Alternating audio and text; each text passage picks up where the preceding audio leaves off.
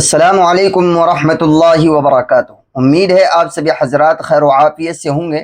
मुअज़्ज़ज़ नाज़रीन, बकरा ईद अब करीब आती जा रही है। आप जो है अब इस तरह के लोग मार्केट में देखेंगे कि कुछ लोग बड़े बड़े कीमती जानवर, कीमती बकरे खरीद कर लाते हैं कुर्बानी करने के लिए, और वो पूरे महल्ले में अपने करीब में जो है उसकी शोहरत करते हैं कि हम तो 50,000 का बकरा लेकर आए हैं, हम तो 80,000 का लेकर आए हैं, या इसी तरह हम तो 1.5 लाख कर लेकर आए हैं। वो सबको अपनी शोहरत कराते हैं और उनकी खूब वाह वाह होती है कि देखो फला साहब जो है इतना महंगा बकरा लेकर आए हैं, फला साहब इतना महंगा। वो अपनी नामोरी चाहते हैं, अपनी शोहरत चाह रहे होते हैं कि लोग जो है उनकी वाह वाह करें कि देखो कितना महंगा बकरा जो है ये कुर्बान करते हैं। तो याद रखना चाहिए ऐसे लोगों को, जो लोग इस तरह से महंगे जानवर खरीदते हैं सिर्फ इसलिए कि वो नामोरी चाहते हैं, वो अपनी शोहरत चाहते हैं, महल्ले में लोगों में, अपने करीब वालों में, यार रिश्तेदारों में अपनी वाहवाही चाहते हैं, तो उन्हें कुछ हासिल होने वाला नहीं है।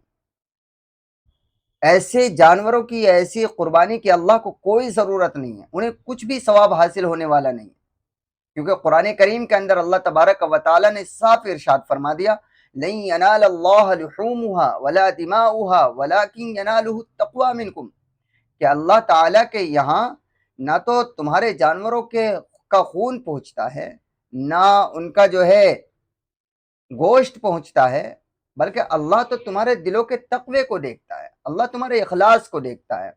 तो जो लोग नामवरी के लिए महंगे महंगे जानवर खरीदते हैं, कीमती बकरे खरीदते हैं, उनको इस बात से होशियार रहना चाहिए और उनको अपनी नीयत दुरुस्त कर लेनी चाहिए, क्योंकि उनका पैसा भी जा रहा है, पैसे में भी आग लग रही है और उनको कुछ हासिल भी नहीं होगा।